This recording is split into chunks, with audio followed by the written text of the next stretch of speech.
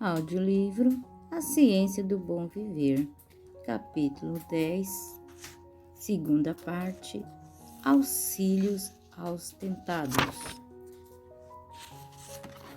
Notemos como, por meio de toda a palavra de Deus, se manifesta o espírito de insistência de implorar a homens e mulheres que se chegam a Cristo. Devemos nos apoderar de toda oportunidade, tanto em particular quanto em público, apresentando todo argumento, insistindo com razões de peso infinito para atrair pessoas ao Salvador. Com todas as nossas forças, nos cumpre insistir com elas para que olhem para Jesus e aceitem sua vida de abnegação e sacrifício. Devemos mostrar que esperamos que elas deem alegria ao coração de Cristo, usando todos os seus dons para a honra de seu nome. Na esperança fomos salvos. Romanos capítulo 8, verso 24. Os caídos devem ser levados a sentir que não é tarde demais para serem íntegros. Cristo honrou o ser humano com sua confiança, deixando-o então sob a vigilância de sua própria honra. Mesmo aqueles que haviam caído mais baixo, ele tratava como respeito. Era para Cristo uma contínua dor a contato com a inimizade e depravação e a impureza. Nunca, porém, proferiu ele uma expressão que mostrasse estarem as suas sensibilidades chocadas ou ofendidas, os seus apurados gostos, fossem os maus hábitos, os fortes preconceitos ou os dominantes paixões de criaturas humanas.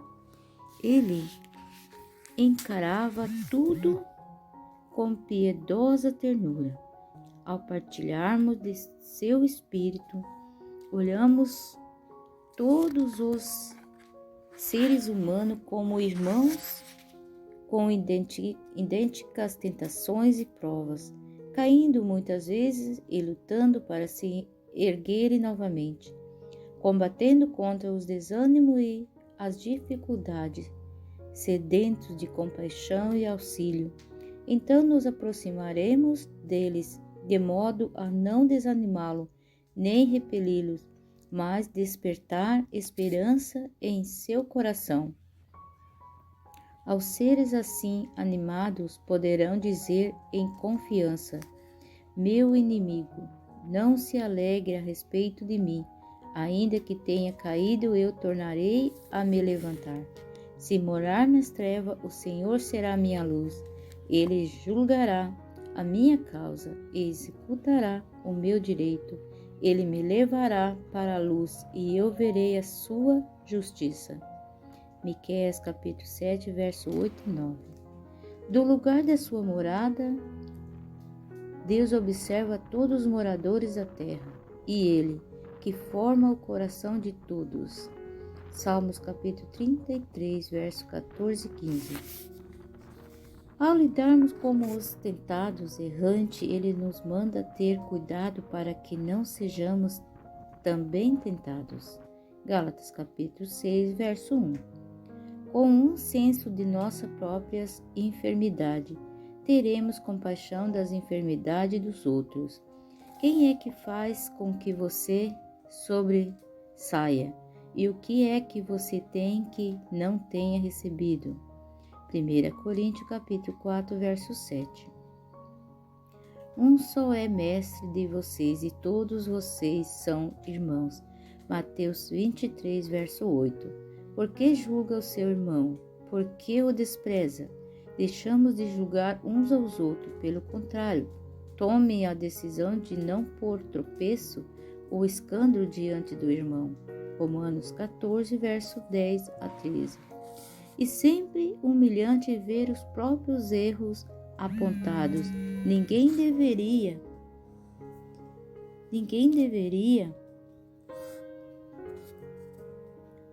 tornar a prova mais amarga por desnecessárias censuras. Ninguém já foi conquistado por meio de repreensão, mas muitos têm sido assim, alienados, sendo levado a endurecer o coração contra as convicções. Um espírito brando, um jeito suave e cativante pode salvar quem se desviou e encobrir uma multidão de pecado. 1 Pedro, capítulo 4, verso 8. O apóstolo Paulo achou necessário reprovar o erro, mas quão cuidadosamente ele procurou mostrar que era um amigo para os que haviam errado. Quão ansiosamente ele explicava o motivo de seu proceder. Fazia-os compreender que lhe doía ou causar-lhe dor. Mostrava a empatia e a confiança que tinha para com os que estavam lutando para vencer. Porque lhe escrevi no meio de muito sofrimento, disse ele, com muita lágrima, não para que vocês ficassem tristes, mas para que soubesse o amor que tenho por vocês. 2 Coríntios, capítulo 2, verso 4. Mesmo que eu tenha entristecido vocês com as minhas cartas, não me arrependo, embora já tenha me arrependido, mas agora me alegro, não porque vocês ficaram tristes, mas porque essa tristeza os levou a arrependimento.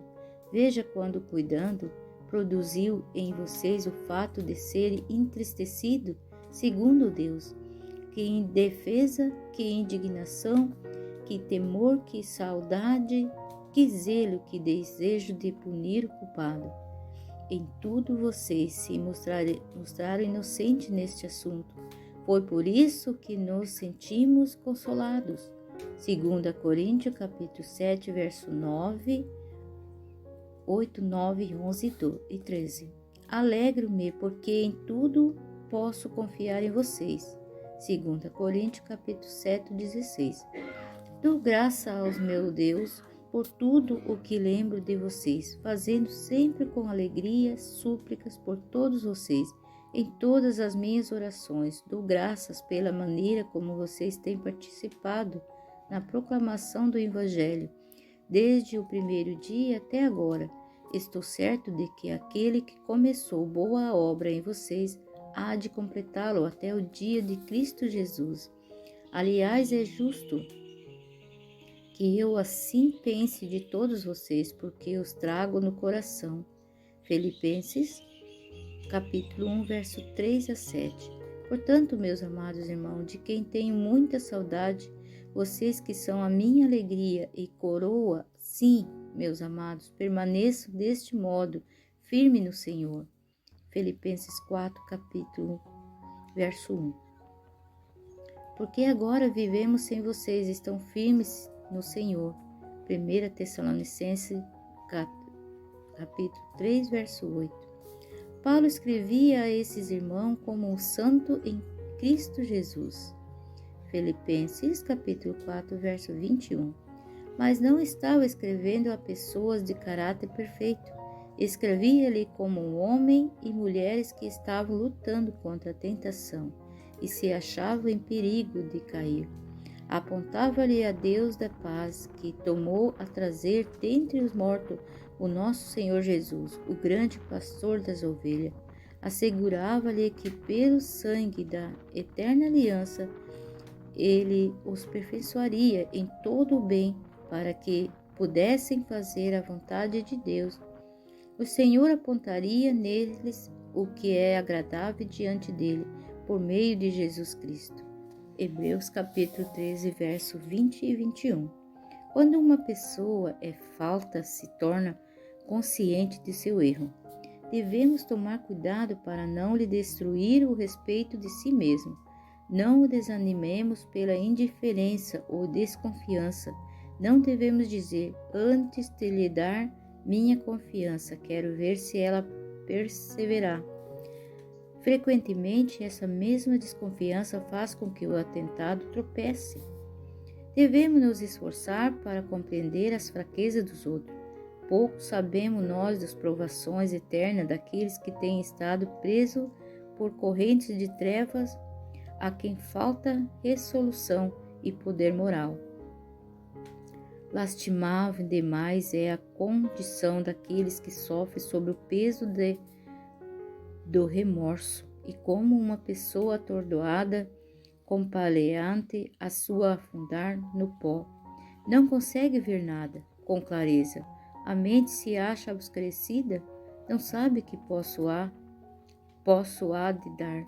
Muitas pobres almas são mal compreendidas, não valorizadas, estão cheias de aflição, angústia, são ovelhas desgarradas, perdidas, não conseguem encontrar a Deus, experimentam todavia um intenso anseio de perdão e paz.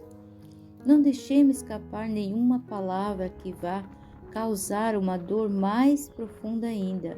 A alma cansada é uma vida de pecado, mas não sabemos onde encontrar alívio. Apresentamos a compassivo Salvador. Tomemos tal pessoa pela mão, levantando-a e dirigindo-lhe palavra de ânimo e esperança. Devemos ajudá-la a segurar a mão do Salvador. Desanimamos muito facilmente com os que não correspondem de imediato aos nossos esforços. Nunca devemos deixar de trabalhar por uma pessoa enquanto houver um raio de esperança. Os seres humanos custaram ao nosso Redentor um preço muito alto para ser levemente abandonado ao poder do tentador. Devemos nos colocar no lugar dos que são tentados. Consideramos o poder da hereditariedade, a influência das más companhias e do ambiente e a força dos maus hábitos. Podemos nós admirar de que, sob tais influências, muitos se degradam. Podemos admirar que sejam tardios em corresponder aos nossos esforços pelo seu reerguimento. Muitas vezes, quando conquistado para o Evangelho, aquele que parecia vulgares e não promissores, acabam se tornando os mais leais de seus hábitos e defensores. Não estão inteiramente corrompidos sobre uma desagradável interior. Há impulsos bons que podem ser atraídos sem a mão ajudadora. Muitos há que nunca se haveriam de restabelecer, mas mediante o esforço paciente e perseverante podem ser levantados, e essas pessoas requerem ternas palavras, bondosa consideração, auxílio real.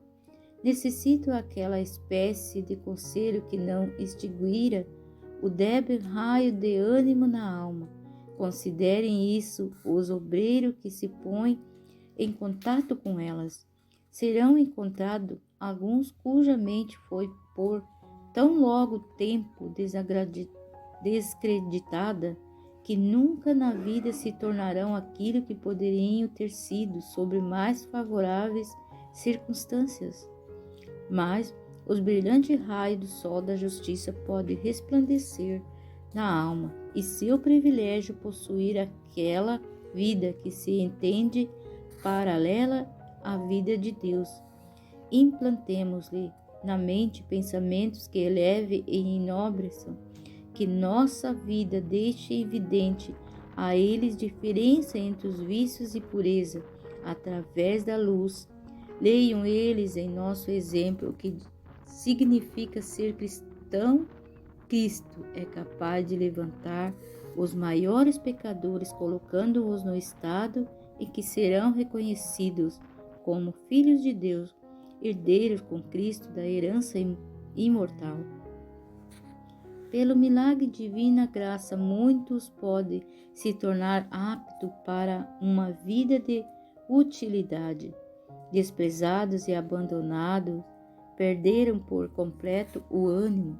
Talvez parecem insensíveis e indiferentes sobre o ministério do Espírito Santo, todavia, estupidez que faz parecer impossível seu reerguimento desaparecerá, a mente pesada, obscurecida, despertará. O escravo do pecado será posto em liberdade. O vício desaparecerá. Será vencida a ignorância mediante a fé que opera por amor. O coração será purificado e a mente iluminada.